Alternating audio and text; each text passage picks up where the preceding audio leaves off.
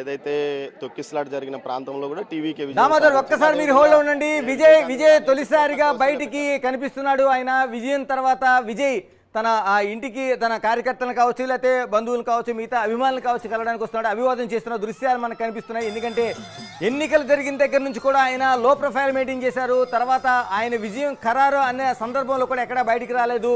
కార్యకర్తలను ఉద్దేశించి కూడా ఎక్కడ హడావిడి చేయొద్దు, మీరు ఆర్భాటాలకు పోవద్దని ఒక ఇండికేషన్ చేశారు. కానీ ఏదైతే ఖచ్చితంగా విజయం సాధిస్తున్నారని చెప్పారో అక్కడతో అందరూ కార్యకర్తలు రోడ్లపైకి స్వచ్ఛందంగా బయటకు వచ్చారు. అటు ఇంటిలో హడావిడి కావచ్చు, లేకపోతే పార్టీ కార్యాలయం వద్ద ఇప్పుడు మనం చూసిన సంబరాలు కావచ్చు, ఇవన్నీ కనిపిస్తున్నాయి. విజయ్ మనకి అభివాదం చేస్తున్న దృశ్యాలు అయితే కనిపిస్తున్నాయి. విజయ్ తొలిసారిగా ఇక్కడ ఈ ఎన్నికల తర్వాత ఈ రిజల్ట్ ఈరోజు ప్రకటించిన తర్వాత మీడియా ముందుకు వచ్చిన దృశ్యాలను మనం బిగ్ టీవీ స్క్రీన్ మీద చూస్తున్నాం. ఇప్పుడు ఇంకో గొప్ప విషయం ఏంటంటే ఇప్పటివరకు చాలా వరకు విమర్శకులు చాలా విమర్శ చేసిన త్రిష కూడా ఆయన ఇంటికి వచ్చింది మనం విజువల్స్లో చూస్తున్నాం. ఎందుకంటే విజయ్ ఇంటికి త్రిషకు సంబంధించిన ఉదయం నుంచి కూడా ఒక చర్చ డిబేట్ నడుస్తూ ఉంది. ఆయన ఎన్నికలు పోటీ దగ్గర నుంచి కూడా బీజేపీ కావచ్చు, ప్రతిపక్షాలు కావచ్చు, డిఎంకే కావచ్చు, అన్నాడీఎంకే కావచ్చు, త్రిష రాజకీయాలకు సంబంధించి ఆయన వెనక ఉన్న సందర్భాన్ని అనేక విమర్శలు చేస్తూ వచ్చారు. కానీ ఈ రోజు ఆవిడ తిరుమల తిరుపతి దేవస్థానంలో ప్రత్యేక పూజలు నిర్వహించారు. విజయ్ ఖచ్చితంగా విజయం సాధించాలని ఆకాంక్ష వ్యక్తం చేశారు. ఈరోజు చూస్తున్నాం మన విజువల్స్లోన మొత్తం మీడియా అంతా ఆమె వెంట పరుగులు తీస్తున్న దృశ్యాలు మనం చూస్తున్నాం. త్రిష ఆయన ఇంటికి వచ్చింది అంటే ఎవరు కూడా విజయాన్ని ఆపలేరు. ఒక్క విషయం మనం మాట్లాడుకోవచ్చు, విజయం ఎప్పుడు ఒంటరి కాదు, ఎవరు కూడా మాట్లాడలేని పరిస్థితి తీసుకొస్తుంది. అది ఇప్పుడు విజయ్ పార్టీ టీవీకే విషయంలో మనకు నిరూపణ అవుతుంది. ఏదైతే విమర్శలు చేశారో ఆ విమర్శలకు సవాలుగా వాళ్ళ నోళ్లు మూయించేలాగా ఈ రోజున మనకి ఆ విజువల్స్లో కనిపిస్తున్న దృశ్యాలు మనకు కనిపిస్తున్నాయి. చాలా వరకు విజయ్కి సంబంధించిన అనేక అంశాలని ఇప్పుడు ఉదయం నుంచి కూడా మీడియా అంతా ప్రస్తావన చేస్తుంది.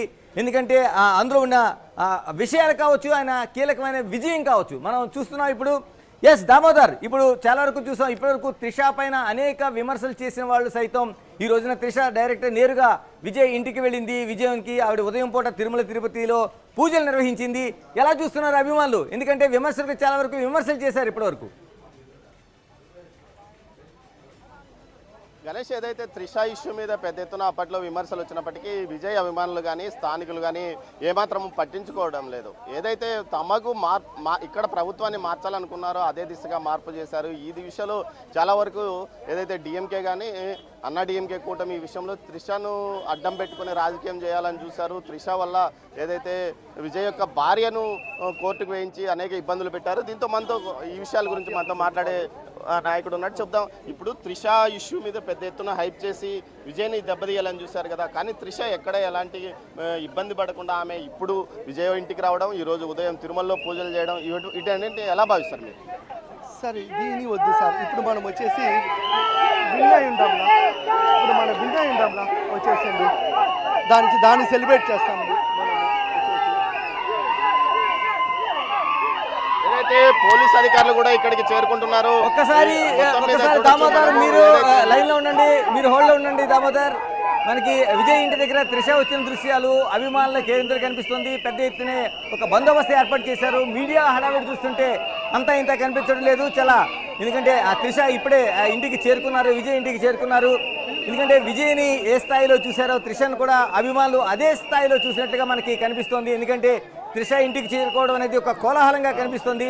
మనకి బిగ్ టీవీ స్క్రీన్ మీద మనం చూడొచ్చు, మనకి దృశ్యాలు కనిపిస్తున్నాయి ఇప్పటికే. Right, continue Damodar. పార్టీ కార్యాలయానికి కానీ విజయ్తో పాటు మరికొందరు వచ్చే అవకాశం ఉంది. ఇప్పటికే పోలీస్ అధికారులు ఇక్కడికి చేరుకున్నారు. మనం చూడొచ్చు విజువల్స్ లో పెద్ద ఎత్తున విజయ్ పార్టీ కార్యాలయం వద్దకు పెద్ద సంఖ్యలో అధికారులు ఇక్కడికి రావడంతో ఇక్కడికి విజయ్ కూడా వచ్చే అవకాశం ఉందని భావిస్తున్నారు. ఎంతసేపట్లో విజయ్ అక్కడికి వచ్చే అవకాశం ఉంది దామోదర్? ఎంతసేపట్లో విజయ్ అక్కడికి వచ్చే అవకాశం ఉంది? ఎందుకంటే కార్యకర్తల హడావిడి చూస్తుంటే మనకి చాలా కోలాహలంగా కనిపిస్తుంది. మనకి ఎంతసేపట్లో వచ్చే అవకాశం ఉందని చెప్తున్నారు అక్కడ. ఇక్కడ భద్రతా వ్యవహారాలను పరిశీలించడానికి ఏదైతే పోలీసు ఉన్నతాధికారులు చేరుకున్న పరిస్థితి, అందులో భాగంగా మనం కూడా విజువల్స్ చూడొచ్చు. స్థానికంగా ఉన్న పోలీసు ఉన్నతాధికారులు ఇక్కడ చేరుకుని బందోబస్తు విషయాలను పరిశీలించడానికి వచ్చారు. కాబోయే ముఖ్యమంత్రి కాబట్టి ఖచ్చితంగా ఏదైతే వీటికి సంబంధించి వ్యవహారాలను ముందస్తుగా చూసి ఆ తర్వాతనే వీటికి ఏదైతే వీరిని పంపించే అవకాశం ఉందని తెలుస్తుంది. అందులో భాగంగా ట్రయల్ రన్ కూడా నిర్వహిస్తున్నారు.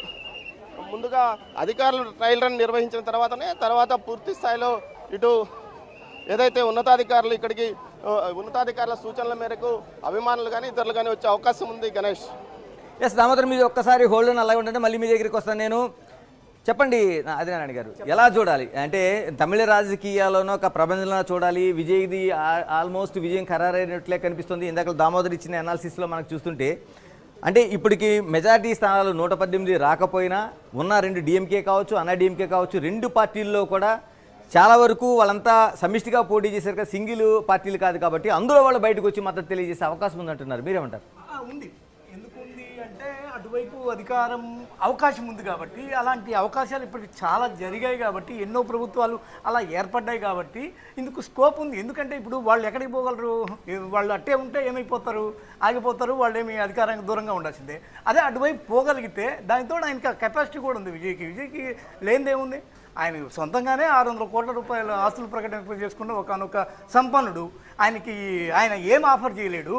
అసలు అధికారం ఒకటి చాలు కదా, అధికారానికి చాలా దగ్గరలో ఉన్నాడు అనే ఒకనొక ఆ లుక్, ఆ పాజిటివ్ వైపు చాలు కదా ఆయన వైపు జనాలు రావడానికి. అందుకు స్కోప్ ఉంది. దానితోడు గవర్నర్ కూడా ఏం చేయాలి? విధి లేని పరిస్థితుల్లో అక్కడ ఎవరు సింగిల్ లార్జెస్ట్ పార్టీ ఉన్నారో వాళ్ళకే ఫస్ట్ ఆఫర్ చేయాలి. కాబట్టి ఇటువైపు నుంచి వచ్చే అవకాశాలు ఉన్నాయి. ఇంకోటి ఏంటంటే టీవీకేకి బాగా కొద్దిగా దగ్గర రిలేటివ్గా ఉండే వాళ్ళు ఎవరు ఉంటారు? లేడీసు, యూత్, వాళ్ళందరూ ఇటువైపు ఉండే అవకాశం ఉంది. దానితోడు అన్నాడీఎంకేలో లేని ఒక పెద్ద గ్యాప్ ఉంది, జయలలిత గ్యాప్. ఆ గ్యాప్ని ఫిల్ చేయడానికి ఇతనే ఉన్నాడు.